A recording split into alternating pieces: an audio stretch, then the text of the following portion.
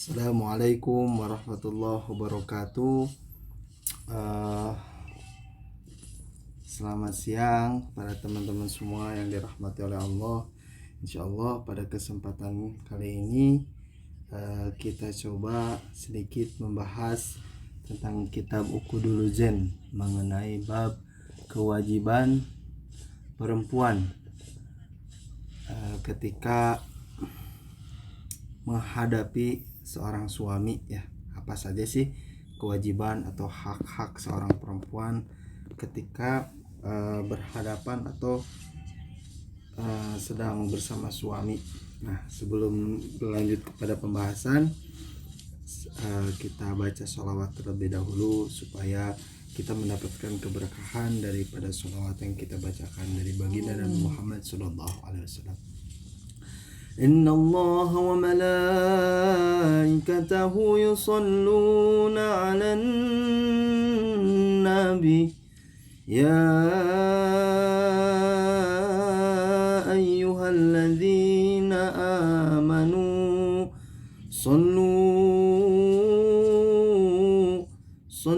'alaihi wa sallimu taslima.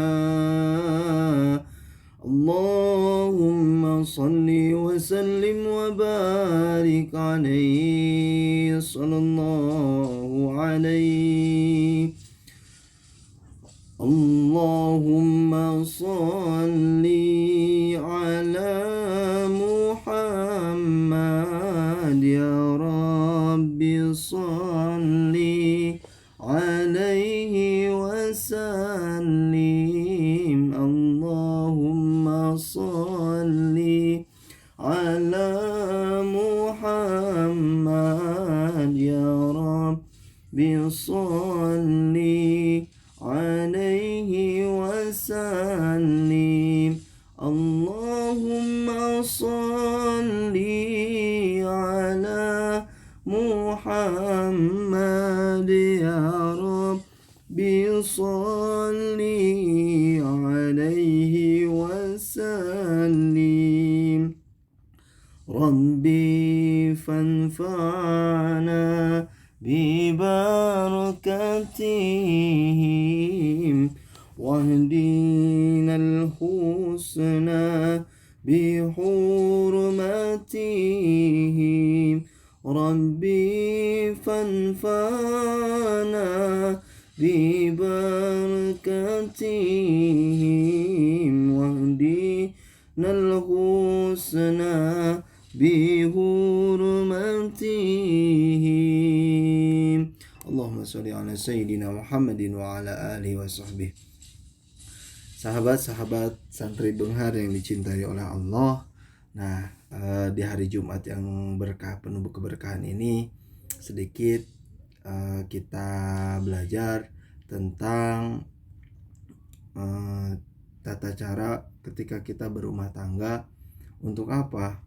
Bukan berarti saya sudah benar dalam berumah tangga, tetapi seenggaknya ketika rumah tangga kita dibarengi dengan keilmuan, ketika rumah tangga kita dibarengi dengan tuntunan-tuntunan yang telah dicontohkan oleh baginda Nabi Muhammad, seenggaknya rumah tangga kita akan menjadi rumah tangga yang sehat. Kenapa dikatakan sehat? Karena banyak mungkin pada zaman-zaman saat ini rumah tangganya itu seperti terlihat baik-baik saja, padahal di dalamnya itu penuh dengan huru-hara lah ya.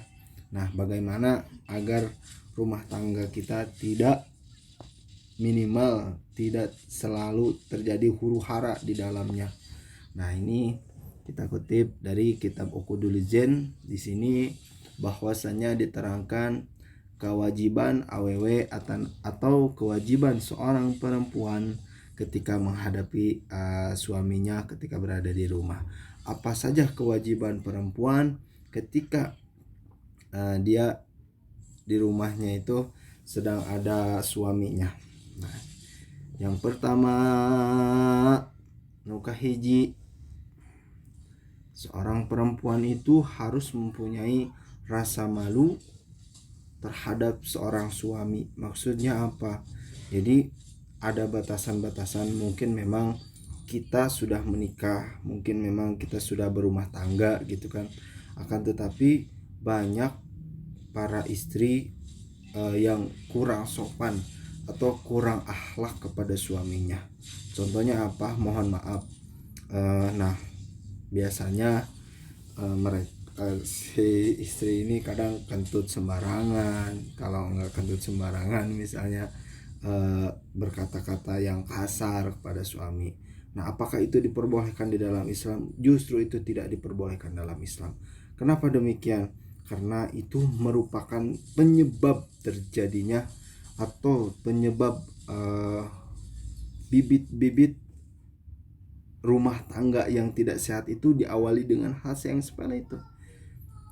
Jadi untuk para istri yang suka kentut ya di depan suami, misalnya yang perkataannya masih kasar kepada suami, itu sangat dianjurkan agar tidak melakukan perbuatan tersebut.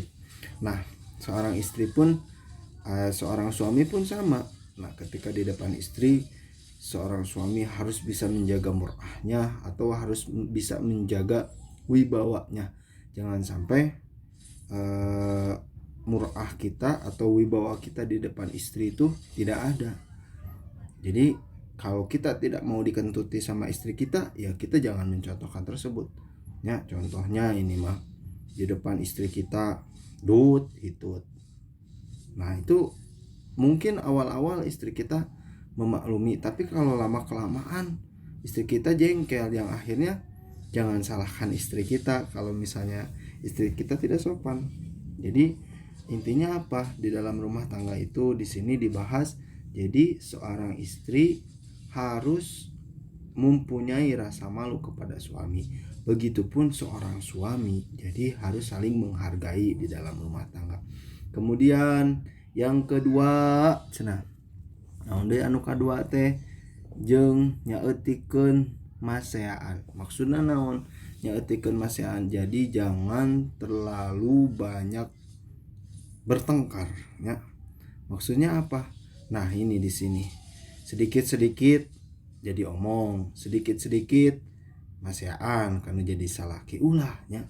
Gara-gara ayeuna misalnya teh salaki euy ti padamelan untuk hasil misalnya tanya atanapi naon rugi, misalnya teh kurang di baudan, kurang diantep, itu tidak boleh karena itu merupakan salah satu dosa besar. Bahkan di dalam salah satu hadis pun dikatakan bahwasanya ketika seorang istri membuat seorang suaminya itu marah, atau ketika sebelum tidur membuat suaminya itu marah, kecewa, di dalam hatinya seorang suami itu dia merasa kecewa. Nah, itu oleh Allah Subhanahu wa taala dikatakan bahwasanya si istri tersebut dilaknat dari awal atau misalnya dari malam tersebut sampai besok harinya oleh siapa? Oleh malaikat. Nah, ini untuk para istri, jadi kita harus takut ya. Maksudnya takut apa? Takut akan dilaknat oleh para malaikat. Kenapa demikian? Karena ketika kita tidur itu kita harus tahu bahwasanya ketika kita mulai tidur itu kan bismika Allahumma ahya wa bismika amut. Nah, itu perpindahan atau dari kita hidup kepada mati yang sebentar. Nah, bagaimana kalau misalnya Allah Subhanahu wa taala misalnya ini mah umur kita tidak sampai hari esok, sementara kita dalam keadaan dilaknat oleh para malaikat. Nah, yang harus ditakutkan karena itu berarti kita nanti mati dalam keadaan su'ul khotimah. Kenapa? Karena ada dalam murkanya seorang suami. Nah, jadi usahakan kalau misalnya mau tidur itu bebersih dulu gitunya, pakai minyak wangi. Jadi kita pakai minyak wangi itu bukan buat tukang ojek doang ya, buat tukang ojek, buat siapa gitu kan, buat orang lain jangan. Kita bersolek diri, seorang istri bersolek diri gitu ya, merawat dirinya itu hanya untuk suami. Jadi jangan sampai ketika kita mau tidur baju bau minyak, baju bau asin, itu kan nggak enak ya. Pantas kalau misalnya suaminya itu nggak betah di rumah. Jangan salahkan suami kalau misalnya nggak betah di rumah, tapi kita yang harus koreksi. Seorang istri harus mengoreksi, kenapa suami saya tidak betah tidur di kamar, kenapa suami saya jarang mau deket-deket ke saya. Nah, itu harus menjadi salah satu koreksi untuk para kaum perempuan ya. Nah, begitu. Jadi temenang atau tidak boleh maseaan gitu ya. Maseaan tenaon, marah kepada suami, sedikit-sedikit kesalahan jadi masalah, sedikit-sedikit kesalahan jadi bahan pertengkaran. Itu tidak boleh, karena akan mengundang murkanya para malaikat kepada seorang istri yang maseaan kepada suaminya ya. Kemudian yang selanjutnya, seorang perempuan itu harus bisa nungkulkeun eta mastakana di payunan suami. Maksudna nungkul teh naon? Jadi lamun suami nuju ngobrol, lamun misalnya suami lagi